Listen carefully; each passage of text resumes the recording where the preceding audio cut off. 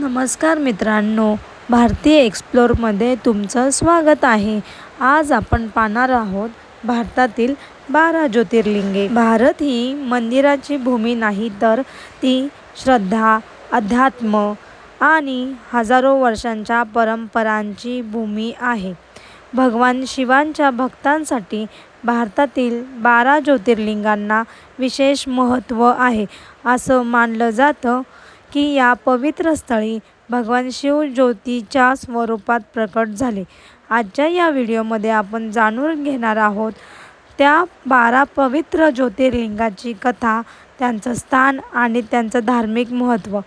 चला तर मग हर हर महादेव। प्रथम आहे सोमनाथ ज्योतिर्लिंग, गुजरात। आपल्या यादीतील पहिलं ज्योतिर्लिंग म्हणजे सोमनाथ ज्योतिर्लिंग। गुजरातमधील प्रवास पाटण येथे अरबी समुद्राच्या किनाऱ्यावर हे प्रसिद्ध मंदिर आहे। पुराणातील कथेनुसार चंद्रदेवाने भगवान शिवाची आराधना केली आणि शिवांनी त्यांना आशीर्वाद दिला। सोमनाथ मंदिराचा इतिहास अग्रगण्य झाली तरीही ते पुन्हा पुन्हा उभारलं राहिलं। म्हणूनच सोमनाथ हे केवळ श्रद्धेचं स्थान नाही तर भारतीय संस्कृतीचं दृश्यतेचं प्रतीक मानलं जातं।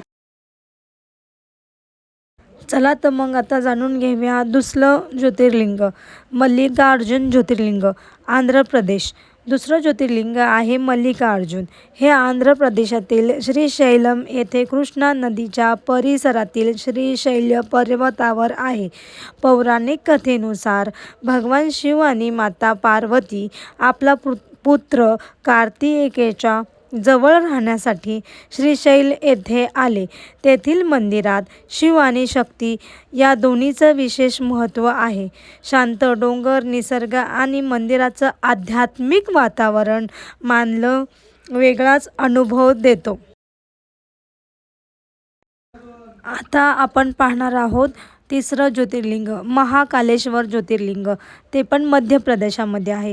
तिसरं ज्योतिर्लिंग म्हणजे महाकालेश्वर, मध्य प्रदेशातील उज्जैन शहरात असलेलं हे मंदिर भगवान शिवाच्या अत्यंत प्रसिद्ध मंदिरांपैकी एक आहे।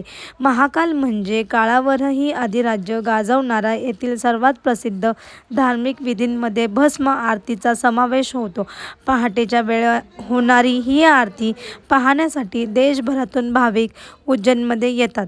महाकालच्या नगरीत गेल्यावर भक्तांच्या मुखातून एकच शब्द ऐकू येतो, जय श्री महाकाल, हर हर महादेव। पुढचं ज्योतिर्लिंग आहे ओंकारेश्वर ज्योतिर्लिंग, मध्य प्रदेश। चौथं ज्योतिर्लिंग आहे ओंकारेश्वर, मध्य प्रदेशातील नर्मदा नदीच्या काठावर वसलेलं हे तीर्थक्षेत्र अत्यंत सुंदर आहे। नर्मदा नदीतील एका बेटाचा आकार ओम या पवित्र चिन्हासारखा असल्याचं मानलं जातं। त्यामुळे या स्थानाला ओंकारेश्वर हे नाव मिळालं। नर्मदा नदीचा प्रवाह, आजूबाजूचे डोंगर आणि मंदिराचे आध्यात्मिक वातावरण यामुळे ओंकारेश्वरचा अनुभव विशेष ठरतो। आता आहे केदारनाथ ज्योतिर्लिंग, उत्तराखंड। पाचवं आणि हिमालयाच्या कुशीत वसलेलं ज्योतिर्लिंग म्हणजे केदारनाथ ज्योतिर्लिंग। उत्तराखंडामधील हिमालयन पर्वतरांगांमध्ये हे पवित्र मंदिर आहे। समुद्रसपाटीपासून सुमारे 3500 मीटरपेक्षा जास्त उंचीवर असलेलं केदारनाथ मंदिर अत्यंत कठीण भौगोलिक परिस्थितीतही भक्तीचं प्रतीक बनून उभं आहे। बर्फाच्छादित पर्वत, मंदाकिनी नदी आणि मंदिराभोवतीचं निसर्ग रम्य वातावरण हे दृश्य पाहताना मनात आपोआपच एकच भावना निर्माण होते, ते म्हणजे हर हर महादेव। आता आपण पाहणार आहोत भीमाशंकर ज्योतिर्लिंग। हे आहे महाराष्ट्रात। महाराष्ट्राच्या सह्याद्री पर्वतरांगांमध्ये वसलेले 6वं ज्योतिर्लिंग म्हणजे भीमाशंकर ज्योतिर्लिंग। भीमाशंकर पुणे जिल्ह्यातील खेड तालुक्यातील हे प्रसिद्ध मंदिर आहे। घनदाट जंगल, सह्याद्रीचे डोंगर आणि पावसाळ्यात वाहणारे धबधबे यामुळे भीमाशंकर परिसराचं सौंदर्य अद्भुत दिसतं। पौराणिक कथांमध्ये भगवान शिवाने भीम नावाच्या राक्षसाचा वध केल्याची कथा सांगितली जाते।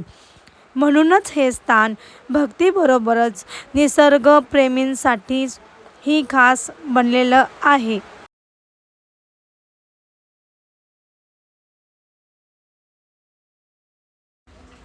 आता पुढे आहे काशी विश्वनाथ ज्योतिर्लिंग. उत्तर प्रदेश 7वे ज्योतिर्लिंग आहे काशी विश्वनाथ ज्योतिर्लिंग. उत्तर प्रदेशातील वाराणसी मध्ये गंगा नदीच्या काठावर हे प्रसिद्ध मंदिर आहे. काशीला भारतातील सर्वात प्राचीन आणि पवित्र शहरांपैकी एक मानलं जातं. येथे भगवान शिवाला विश्वनाथ म्हणजे विश्वाचे नाथ म्हणून पूजलं जातं. गंगेचा घाट, मंदिराच्या घंटानादाचा आवाज आणि हर हर महादेवचा जयघोष काशीचा आध्यात्मिक अनुभव शब्दात सांगणं कठीण आहे.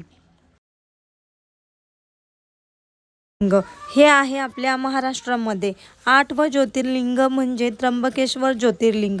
त्र्यंबकेश्वर महाराष्ट्रातील नाशिक जिल्ह्यातील ब्रह्मगिरी पर्वताच्या पायथ्याशी हे पवित्र मंदिर आहे. गोदावरी नदीचा उगम ब्रह्मगिरी पर्वत परिसरात असल्याचं मानलं जातं. त्र्यंबकेश्वर मंदिराची वास्तुकला अत्यंत सुंदर आहे. भगवान शिवाच्या या पवित्र स्थानाला भेट देण्यासाठी वर्षभर देशभरातून भाविक येतात. वैद्यनाथ ज्योतिर्लिंग झारखंड जिल्ह्यातील हे 9वं ज्योतिर्लिंग म्हणजे वैद्यनाथ. झारखंडमधील देवघर येथे असलेलं प्रसिद्ध शिव मंदिर आहे. भगवान शिवाला येथे वैद्य म्हणजेच उपचार करणं म्हणून पाहिलं जातं. श्रावण महिन्यात या मंदिराच्या मोठ्या संख्येने भाविक दर्शनासाठी येतात. बोल बमच्या जयघोषाने संपूर्ण परिसर भक्तिमय होऊन जातो. आता आपण पाहणार आहोत नागेश्वर ज्योतिर्लिंग. हे आहे गुजरातमध्ये. 10वे ज्योतिर्लिंग आहे नागेश्वर ज्योतिर्लिंग. गुजरातमधील द्वारका परिसरात हे प्रसिद्ध शिवस्थान आहे. नागेश्वर मंदिर परिसरात भगवान शिवाची विशाल मूर्ती आणि आकर्षक ठरते. पौराणिक कथांमध्ये नागेश्वर ज्योतिर्लिंगाचा संबंध दारुक नावाच्या राक्षसाशी जोडला जातो. समुद्र किनाऱ्याजवळील या पवित्र स्थानाचं वातावरण भक्तांसाठी अतिशय शांत आणि प्रसन्न आहे. आता आपण पाहणार आहोत 11वं ज्योतिर्लिंग. ते आहे रामेश्वर ज्योतिर्लिंग. हे आहे तमिळनाडूमध्ये. 11वं ज्योतिर्लिंग तमिळनाडूमधील रामेश्वर बेटावर हे प्रसिद्ध मंदिर आहे. रामायणातील परंपरेनुसार भगवान श्रीरामांनी लंकेकडे जाण्यापूर्वी येथे भगवान शिवाची पूजा केली होती. रामनाथ स्वामी मंदिराचे लांबच लांब आणि सुंदर दगडी स्तंभ असलेले कॉरिडॉर जगप्रसिद्ध आहे. समुद्र, मंदिराची भव्य वास्तुकला आणि रामायणाशी जोडलेली श्रद्धा यामुळे रामेश्वराला विशेष महत्त्व आहे. आता आपण पाहणार आहोत 12वं आणि शेवटचं ज्योतिर्लिंग. ते आहे घृष्णेश्वर ज्योतिर्लिंग. महाराष्ट्रात आहे. आणि आता आपल्या यादीतील 12वं ज्योतिर्लिंग म्हणजे घृष्णेश्वर ज्योतिर्लिंग. महाराष्ट्रातील वेरूळ अर्थात एलोरा लेण्याच्या जवळ हे पवित्र मंदिर आहे. भगवान शिवाच्या या मंदिराची वास्तुकला अतिशय सुंदर आहे. एलोरा लेण्यांसारख्या ऐतिहासिक वारशाच्या अगदी जवळ असल्यामुळे हा परिसर अत्यंत कला आणि अध्यात्म यांचा सुंदर संगम वाटतो. घृष्णेश्वराच्या दर्शनाने 12 ज्योतिर्लिंगाच्या यात्रेची ही माहिती पूर्ण होते. तर ही होती भारतातील 12 ज्योतिर्लिंगे. सोमनाथापासून घृष्णेश्वरापर्यंत, केदारनाथापासून रामेश्वरापर्यंत ही 12 ज्योतिर्लिंगे म्हणजे भारताच्या विविध भागांनी जोडलेली श्रद्धेची एक अद्भुत साखळी आहे. प्रत्येक ज्योतिर्लिंगाची स्वतःची कथा आहे, स्वतःचं महत्त्व आहे आणि प्रत्येक ठिकाणी भगवान शिवाच्या भक्तीचा वेगळाच अनुभव मिळतो. तुम्हाला या 12 ज्योतिर्लिंगांपैकी सर्वात आधी कोणत्या ज्योतिर्लिंगाला भेट द्यायला आवडेल हे कमेंटमध्ये नक्की सांगा.